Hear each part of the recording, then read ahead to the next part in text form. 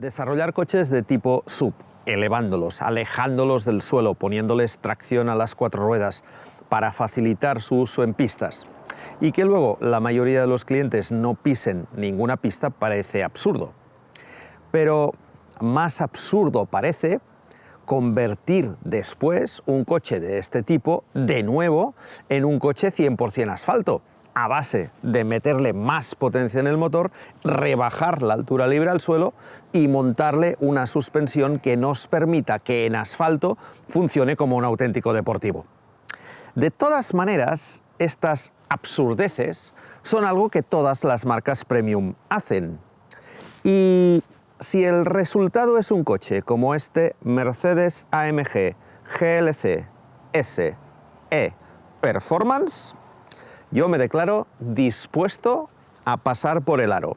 Si os parece, voy a conducirlo y os explico qué tal.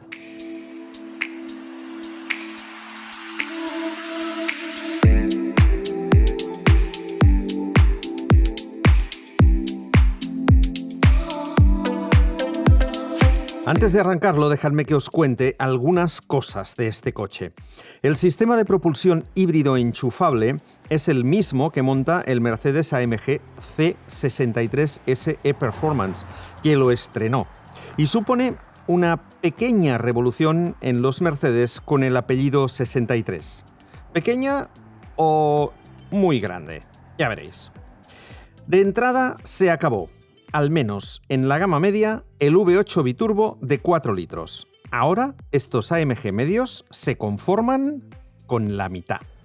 Este motor, montado a mano por un señor que se llama Benito Gratzel en Affaltenbach, que es donde está la sede de Mercedes AMG, es un motor de 4 cilindros.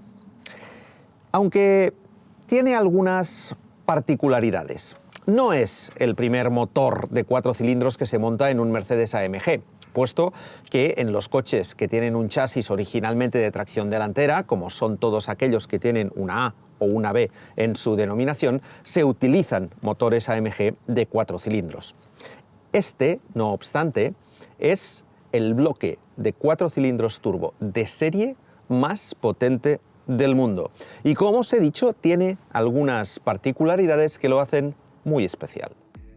El 4 cilindros turbo del GLC va montado longitudinalmente y está sobrealimentado por un turbo eléctrico de 48 voltios que mejora la respuesta a bajas vueltas y mantiene la presión del sistema de admisión cuando se levanta el pie del acelerador. En definitiva, que lo que hace la electrificación del turbo es acabar con los dos problemas que habitualmente tiene un turbo. Al actuar sobre el eje del propio turbo, la electrificación lo que consigue es, en primer lugar, que al acelerar el turbo se active desde el primer momento, es decir, antes de que sean los propios gases de escape los que lo activen. Y de este modo tenemos una inmediatez de respuesta que no tenemos con un turbo convencional. Por otro lado, al levantar el pie, el turbo se para normalmente, baja de revoluciones y se para. Y con la electrificación, lo que se consigue es mantener el turbo girando al mismo régimen al que estaba antes de que levantáramos el pie. ¿Qué conseguimos con eso? Pues muy sencillo, que al volver a acelerar ya tengamos el turbo rodando al régimen que nos interesa y no tenga que volver a subir de vueltas. Por lo tanto, insisto, de lo que se trata es de conseguir inmediatez de respuesta. Y se consigue. A fe que se consigue. Gracias a este dispositivo y a innumerables piezas nuevas, se consigue una potencia del motor de gasolina de 476 caballos, que luego se combina con un motor eléctrico situado sobre el eje trasero que aporta otros 204 caballos para un total de 680. Otra curiosidad es que el motor de gasolina está acoplado a la caja de cambios automática habitual de 9 velocidades con embrague multidisco, mientras que el motor eléctrico trasero cuenta con una poco habitual caja de 2 velocidades, una para cuando el coche rueda por debajo de 140 km por hora y otra para cuando se supera esa velocidad. Es curioso, pero el único sitio donde el motor eléctrico está autorizado a meter segunda es en Alemania. Puede que en los próximos meses esté también autorizado a entrar en funcionamiento, a poner segunda en países como la República Checa o Italia, que ahora mismo se están planteando elevar la velocidad máxima en sus autopistas de 3 carriles a 150 km por hora. Por lo tanto, ahí también se podría poner segunda en el motor eléctrico. Esto de los límites de velocidad en Europa es un debate antiguo y aprovecho para, si queréis, comentarlo en los comentarios del vídeo. Así os leemos y vemos más o menos cuál es vuestra opinión al respecto sobre si hay que mantener o incluso rebajar, como piden algunos, los 120 que tenemos, o podemos ser un poco más optimistas y, teniendo en cuenta el tipo de coches que llevamos ahora, subirlo hasta, por ejemplo, 150, como se plantean italianos y checos. Os leemos en los comentarios. Con una batería de apenas 6,1 kWh, de los que solo 4,8 son útiles, y una autonomía de 12 kilómetros en modo 100% eléctrico, está claro que el objetivo de Mercedes con este híbrido enchufable no es precisamente conseguir altos porcentajes de uso en modo eléctrico en ciudad, por ejemplo. Esto se aprecia claramente al volante. Es decir, esta es una batería que se recarga y se descarga con mucha rapidez. Está pensada para eso, para tener constantes cargas y descargas. Si además ponemos el selector del volante en el modo de mayor recarga, cuando circulemos, sobre todo en carretera, levantando y acelerando, la recarga es todavía mucho más rápida y además tenemos freno motor, por lo tanto resulta ideal. Esto es así porque lo que se pretende con este coche es precisamente eso, que se pueda utilizar de manera constante la energía eléctrica, que no sustituye a la gasolina prácticamente nunca, sino que lo que hace es complementarla, y por lo tanto cuando aceleramos fuerte tener ese plus de los 100 y pico o los 204 caballos en el momento del pico del motor eléctrico. Y esto realmente se nota. Por lo tanto, es en este sentido un híbrido enchufable, pero distinto a lo que estamos acostumbrados, ya que en los híbridos la parte eléctrica suele sustituir a la parte de combustión cuando las circunstancias lo aconsejan, mientras que aquí de lo que se trata es no de sustituir, sino de apoyar en las aceleraciones a la parte de combustión para, con solo 4 cilindros, tener las prestaciones de un V8. Para conseguir que la batería trabaje en las mejores condiciones, Mercedes ha diseñado un sistema de refrigeración por inmersión de las celdas, estabilizando así su temperatura de funcionamiento. La batería funciona a 400 voltios y puede recargarse hasta a 3,7 kilovatios, lo que elimina cualquier tipo de recarga que no sea doméstica en el enchufe del parking. De todos modos, al no superar los 50 kilómetros de autonomía, el coche se conforma con la etiqueta Eco, como cualquier híbrido convencional, de modo que uno tiene la sensación de que este no es un coche que vaya a enchufarse muy a menudo. Os decía al principio que para adaptar el chasis de un SUV para convertirlo en un superdeportivo hacen falta un montón de cosas, sobre todo cuando le metes un motor tan potente. Y es que este motor es una auténtica barbaridad. Este coche hace el 0 a 100 en 3 segundos y medio y tiene una velocidad máxima autolimitada electrónicamente a 275 km por hora. Pero lo mejor es cómo reacciona el motor, porque con el turbo eléctrico esto parece casi un coche eléctrico, y lo parece por la inmediatez de respuesta que tiene, por cómo el coche, a la mínima insinuación sobre el acelerador, acelera y sale como un tiro. No hay el efecto habitual del turbo de que espera un poco y entra un poco más tarde y entra de golpe. Nada. Aquí desde el principio hay patada, desde lo más abajo, desde 500 vueltas hay patada. Por lo tanto, sí, parece un coche eléctrico, salvo, por supuesto, porque aquí hay caja de cambios y por lo tanto hay cortes, ¿vale? No es progresivo como un eléctrico, sino que va cambiando. De todas maneras, como hay 9, pasas de una a otra a una velocidad enorme y cambia, evidente, también la sensación por el sonido, que es mucho mejor que el de un coche eléctrico. Ya que hablamos de chasis, vamos con ello. El coche tiene un sistema de tracción integral con gestión electrónica que reparte el par de manera variable entre ambos ejes, desde la posibilidad de enviarlo todo al eje trasero hasta una proporción de 50 a 50. El reparto prioriza siempre el eje posterior, hasta el punto de que el delantero nunca recibirá más par de ese 50%. Por lo que se refiere a la suspensión, cuenta con muelles convencionales, es decir, que no es de tipo neumático, pero dispone de dureza variable con funciones Comfort, Sport Sport, Sport Plus y Race, gracias a los amortiguadores pilotados electrónicamente. Estos Mercedes AMG montan además dirección a las 4 ruedas. Comparado con un BMW X4 Competition, que es uno de los posibles rivales de este coche, aunque este es más potente, la suspensión, a mi modo de ver, está mejor resuelta en el Mercedes. La del BMW es durísima siempre, independientemente del modo en que la lleves. Puedes elegir entre que sea dura, muy dura o durísima. Y en este caso es más equilibrada, es decir, la transformación que sufre la suspensión con la amortiguación adaptativa en el momento en que pones el modo confort es mucho mayor que cuando lo haces en el BMW. Por lo tanto, aquí podemos circular por autopista con un confort más que notable en el modo confort, valga la redundancia, y en cambio, cuando estamos en una carretera como esta de ahora, que es una carretera muy revirada y nos interesa que el coche vaya mucho mejor sujeto, tenemos la opción de poner el modo Sport o el modo Sport Plus, y entonces la suspensión sí que se endurece y realmente contiene muy bien los balanceos de caja. Por lo tanto, es una suspensión, digamos, que te permite tener dos coches en uno más confortable para autopista, por carretera cuando vas a un ritmo convencional, un ritmo tranquilo, y luego una suspensión mucho más firme para cuando realmente hace falta, que es cuando se intenta sacar un poco la quinta esencia de este motorazo que llevamos delante.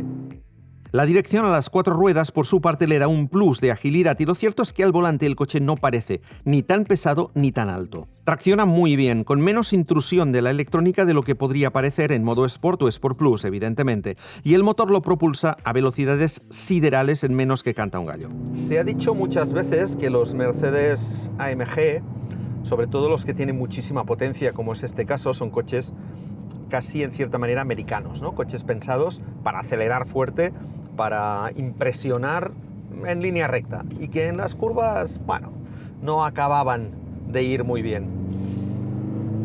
Últimamente esto está cambiando, y la prueba de que las cosas están cambiando es este coche.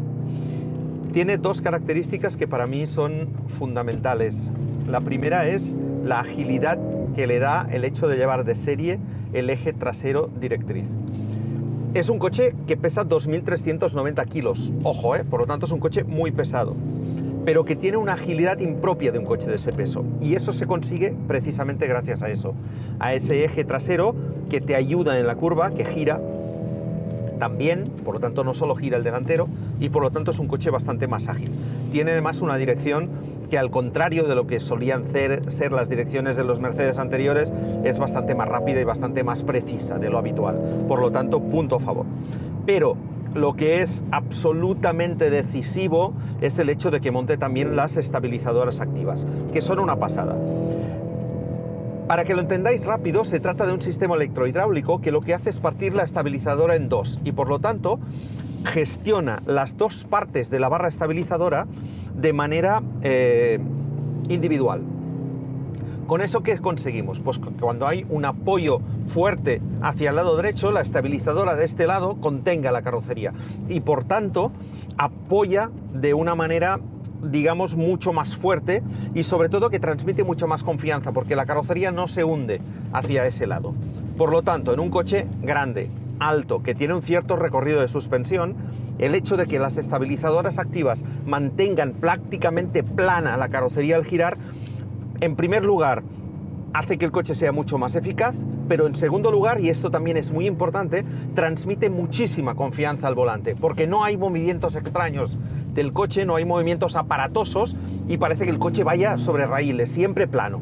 Y eso, cuando conduces rápido, es algo que proporciona eso, mucha confianza al volante.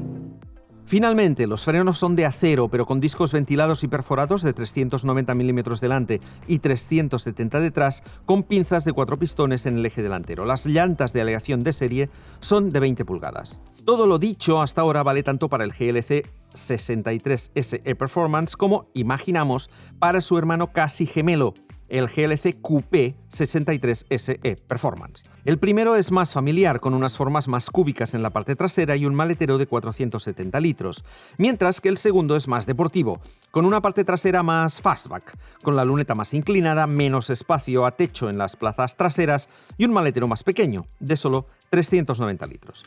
No os había hablado todavía del interior de este GLC, porque este coche es prácticamente idéntico al resto de los GLC. Hay matices, evidentemente. porque este es un coche más deportivo y hay toques pues, en color rojo. El volante, por ejemplo, tiene una parte en alcántara.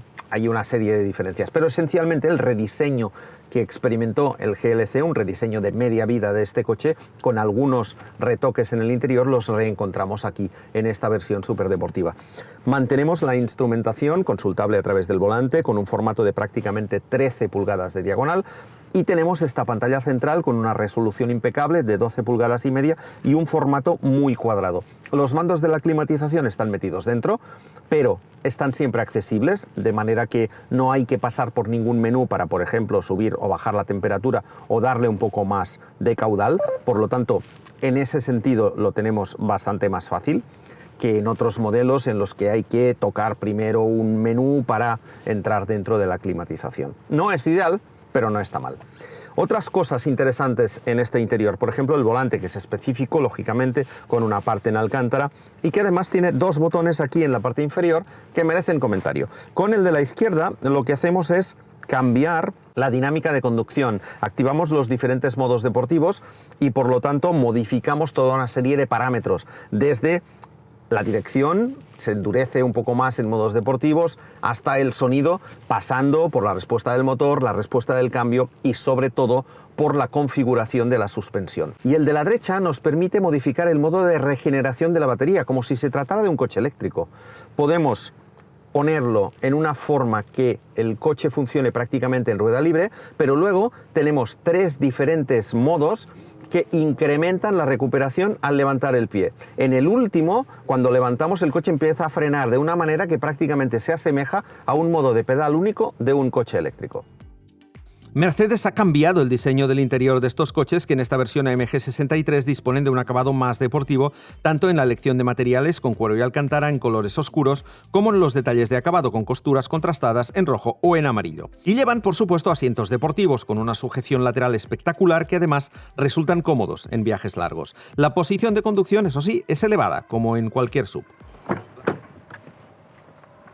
Es cierto que la puerta podría abrir un poquito más, pero al fin y al cabo, para entrar no hay ningún problema, ni de cabeza ni de altura. Y una vez dentro, este es el espacio habitual que encontramos en un SUV de este tamaño. Hay mucho espacio, se está holgado aquí detrás. Fijaos el espacio que queda hasta el asiento, que está situado en mi posición de conducción. Yo mido 1,69 m. Si conduce a alguien que es más alto que yo, que es lo más habitual, este asiento se retrasará un poco, pero seguiremos teniendo mucho espacio longitudinal. También lo hay en vertical, hay bastante más de los 4 dedos que habitualmente consideramos como el mínimo imprescindible. Aquí hay bastante más, quedamos muy alejados sobre todo también de esta parte del techo, por lo tanto la sensación aquí atrás es de espacio. En cuanto al equipamiento, tenemos dos salidas de aire, pero curiosamente no tenemos la posibilidad de regular la temperatura. Este coche lleva un climatizador bizona, pero no trizona, que sería la posibilidad de regular. Aquí detrás tenemos dos cargadores de USB y tenemos el habitual apoyabrazos para cuando no viaje detrás más que 2 personas. La tercera, aquí atrás, iría un poco justa, no tanto en altura, sino porque este apoyo es más duro, la banqueta es un poquito más corta y menos confortable, y sobre todo por la presencia del túnel de transmisión, que es bastante amplio. Por lo tanto, es un coche pensado, como siempre en estos casos, para 2 plazas, que puede acoger circunstancialmente a un tercer pasajero. Y si las plazas traseras son las de un SUV familiar, el maletero, que se abre mediante un portón de apertura eléctrica, no tanto. Y digo no tanto porque el espacio que tenemos aquí, que es bastante ancho, relativamente profundo, pero no muy alto, es de 470 litros. Un Mercedes GLC convencional, que no sea híbrido enchufable como este, se va a 620, por lo tanto perdemos bastante en esta configuración. Y cuando lo vemos así decimos, ah, pero aquí hay un doble fondo y seguramente tendremos algo más. Pues mirad, no, esto es todo lo que tenemos en el doble fondo. Un pequeño espacio para el kit de reparación de pinchazos y un huequecito aquí en el que bien puestecito nos cabría el cable de recarga. Y nada más. Por lo tanto, insisto, son 470 litros de maletero. Podemos, evidentemente, abatir, además de manera automática, como veis, la segunda fila de asientos nos queda más o menos enrasada, y de esta manera podemos jugar un poco más con la capacidad del maletero cuando no viajemos con todas las plazas ocupadas. Mercedes empezará a comercializar este coche antes de finales de año en nuestro mercado, acompañado de la variante Coupé y complementando así la nueva gama media de versiones AMG estrenada con el Clase C equivalente. En el momento de hacer esta grabación, que está embargada, de manera que la veréis unos cuantos días después de cuando está grabada, no tenemos todavía los precios definitivos de este coche para el mercado español, ni de este ni de la variante Coupé, que no está en esta presentación. Pero para que os hagáis un poco una idea, en Alemania el precio base es de 121.000 euros, de manera que en España por ahí andaremos. La verdad es que el coche es sensacional y puede parecer caro, pero también es cierto que no hay ningún SUV de este tamaño con esta potencia disponible en el mercado. Y me gustaría también tranquilizar un poco a los puristas de AMG, porque sí, es cierto, AMG nos deja con exactamente la mitad de lo que teníamos hasta ahora, porque este 4 cilindros de 2 litros es eso, la mitad del V8 de 4 litros que equipaban hasta hace no mucho estas gamas medias de AMG. Pero lo cierto es que después de probarlo, después de ver cómo va, a mí me parece que el resultado es uno de los mejores motores que ha hecho nunca AMG, así, tal cual os lo digo.